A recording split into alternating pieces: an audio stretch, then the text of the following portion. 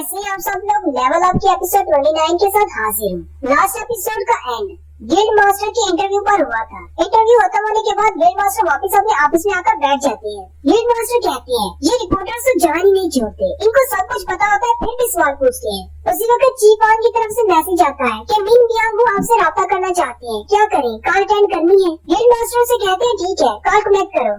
बियांगो Uno से कहते हैं तुम्हारा फोन क्यों टर्न ऑफ है, मैं कब से तुमसे राब्ता करने की कोशिश कर रहा था। गिल्ड मास्टर से कहते हैं उस रेड गेट इंसिडेंट की वजह से रिपोर्टर्स ने मेरी नाक में दम कर रखा है, इसलिए फोन ऑफ कर दिया था। बियांगो से कहता है हाँ मैंने भी तुम्हारी न्यूज देखी, मैं इस वक्त जापान में हूँ, तुम टीवी पर काफी ज्यादा अच्छे लग रहे थे। गिल्ड मास्टर से कहते हैं इस तरह की बातें मत करो, इस वक्त मेरा मूड बहुत ज्यादा खराब है। बियांगो से कहते हैं रेड गेट इंसिडेंट तो कोई बड़ा वाकया नहीं, इसलिए तुम्हें परेशान होने की जरूरत नहीं, मेरे पास एक बड़ी न्यूज है, रिपोर्टर उसके पीछे पड़ जाएंगे। जापान वालों ने कोरिया के हंटर एसोसिएशन वालों से राब्ता किया। मैं जापान इसीलिए गया हूँ ताकि इस वाक़े को इन्वेस्टिगेट किया जा सके, और जो वाकई में कंफर्म है ये बात बहुत ही जल्दी पूरे कोरिया में फैलने वाली है।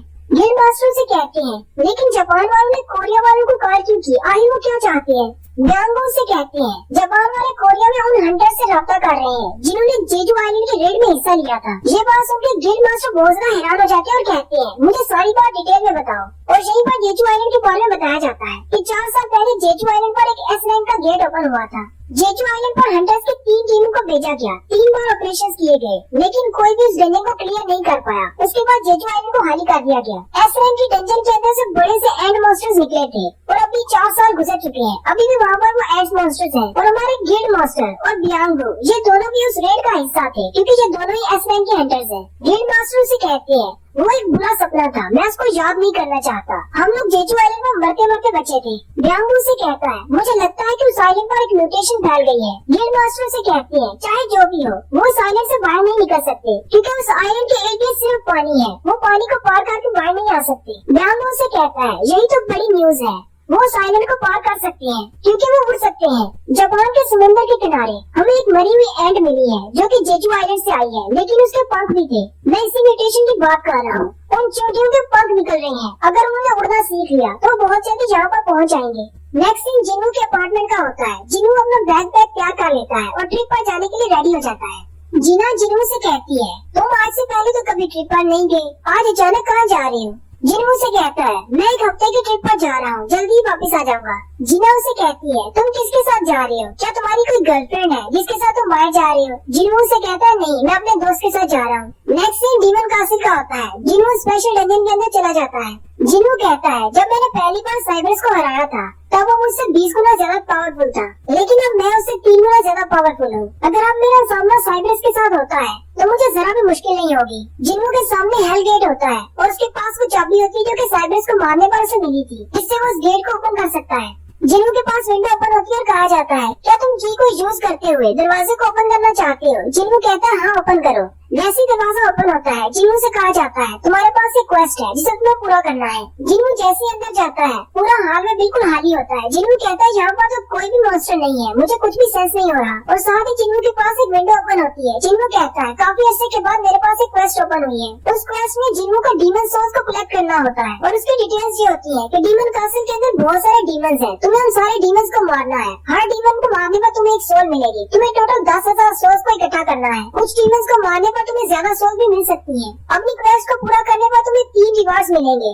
जिन्नू कहता है इसके रिवार्ड्स तो बहुत ज्यादा अमेजिंग है, मैं अपनी मर्जी की कोई भी एक चीज ले सकता हूँ चाहे वो कितनी महंगी क्यों ना हो। इसके अलावा मुझे बोनस स्टैट्स भी मिलेंगे और मुझे एक हिडन रिवार्ड मिलेगा। जिन्नू स्टोर के अंदर देखता है कहता है यहाँ पर कुछ ऐसे वेपन्स भी हैं जो कि बिलियंस के मिल रहे हैं, मेरे पास इतने पैसे नहीं है मैं इनमें से कोई वेपन खरीद सकता हूँ। लेकिन साथ ही जिन्नू कहता है अगर रिवार्ड इतना बड़ा है इसका मतलब मॉन्स्टर्स भी ज्यादा पावरफुल होंगे।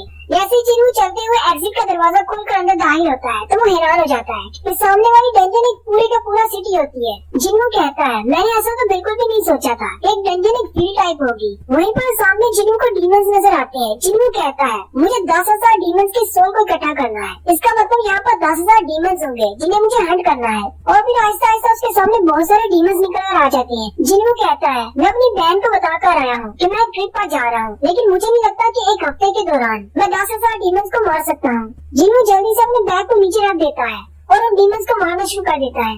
जिन्हों कहता है अब मैं जिस लेवल पर हूँ मेरे लिए इन छोटे डीमंस को मारना ज्यादा मुश्किल नहीं है, क्योंकि ये लो ग्रेड के डीमंस हैं। इस बार जिन्हों के पास जो विंडो ओपन होती है उसमें से बताया जा रहा होता है कि नेक्स्ट लेवल अप तक तुम्हें कितने पॉइंट्स चाहिए।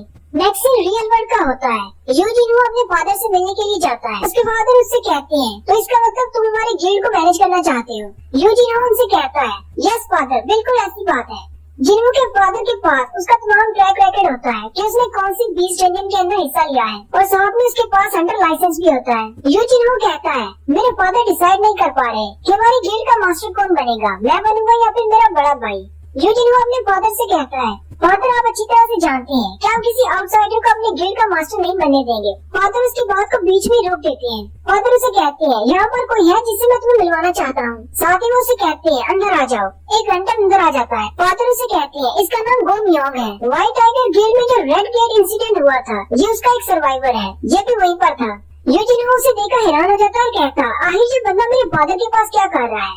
जिन्हों के फादर उसे कहते हैं जिन्हों को बताओ कि उस डंजन के अंदर क्या हुआ था और इसे ये भी बताओ कि उस दिन तुम्हारे साथ डंजन के अंदर कौन था जिसने उन सारे मॉन्स्टर्स को मारा। गोमियोंग ने बताता है उस दिन हमारे साथ एक हाई स्कूल की लड़की थी जो कि हंटर थी और उसके साथ एक लड़का था जिसका नाम संग जिनवू था।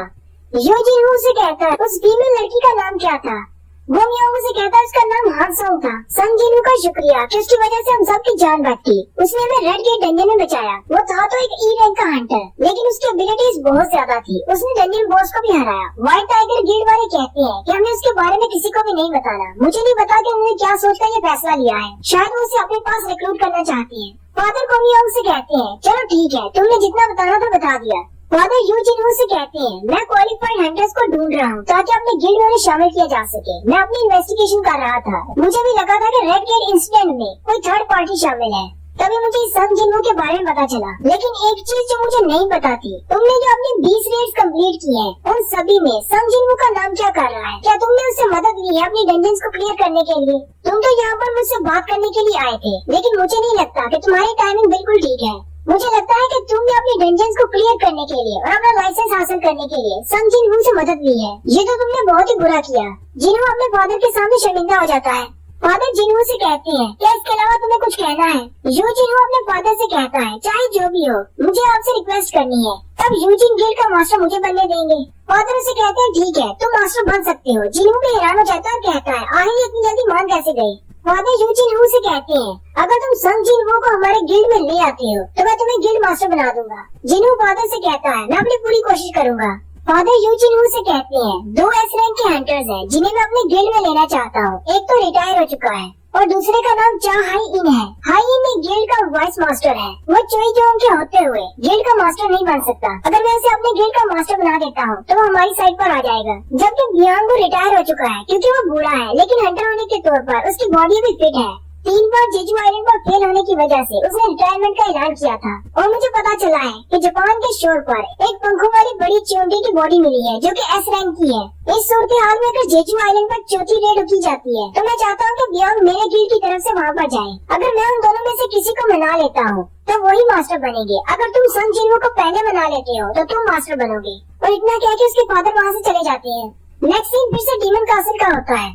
जिन्हों बहुत सारे डीमंस को मार देता है और कहता है अभी तो मुझे बहुत सारी डीमन सोल्स को इकट्ठा करना है। और साथ ही जिन्होंने जितने डीमंस की सोल को इकट्ठा किया है वो दिखाया जाता है। जिन्होंने अभी तक सिर्फ 309 सोल्स को इकट्ठा किया है जबकि उसे 10,000 इकट्ठी करनी है। जिन्हों कहता है डीमन कासल के स्टार्टिंग फ्लोर से ज्यादा खतरनाक नहीं है। यहाँ के मॉन्स्टर बहुत ज्यादा वीक है, मेरे लिए ज्यादा मुश्किल नहीं हुई। जिन्हों कहता है वैसे तो मुझे अपने आप को एक लेवल अप करने के लिए 9 बार सी रैंक की डंजन को क्लियर करना होगा, लेकिन यहाँ पर मैं सिर्फ 4 घंटे में अपने आप को लेवल अप कर सकता हूँ। जैसे जैसे मेरा लेवल अप होता जा रहा है वैसे मुझे ज्यादा एक्सपीरियंस की जरूरत पड़ती जा रही है। एक लेवल अप को होने के लिए ज्यादा एक्सपीरियंस चाहिए। सीधी सादी बात करूं तो अब मुझे ग्रो करने में ज्यादा मुश्किल हो रही है क्योंकि मुझे बहुत ज्यादा स्टैट पॉइंट्स चाहिए। जिन्हों कहता है अब मुझे पता है कि मेरा रैंक एस रैंक के बराबर है, क्योंकि जब मैं व्हाइट टाइगर गिल्ड के मास्टर से मिला था तब मुझे महसूस हुआ था कि मैं भी उसी के बराबर का हूँ। मुझे एस रैंक नहीं बनना बल्कि एस रैंक से भी ऊपर जाना है। मुझे अपनी पेस नहीं खोनी।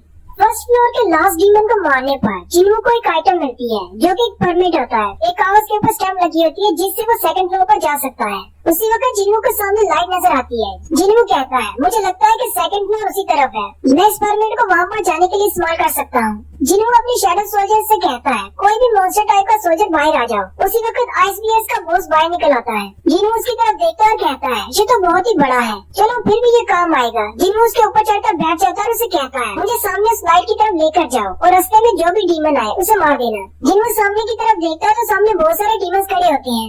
जिन्नू का आईसीबीएस भागना शुरू कर देता है तो रास्ते में आने वाले सारे डीमंस को मारता जाता है। जिन्नू कहता है, ये तो बिल्कुल एक जंगली जानवर की तरह भाग रहा है, आज के बाद मैं इसे टैंक कहा करूँगा। जिन्नू टैंक से कहता है, भागते रहो जब तक तुम मैजिक सर्कल तक पहुँच न जाओ। और यहीं पर हमारी एपिसोड 29 का एंड होता है। एक्सप्लेनेशन अच्छी लगी हो तो कमेंट करके जरूर बताएं। चैनल को सब्सक्राइब कर दें, वीडियो को लाइक और शेयर कर दें। शुक्रिया।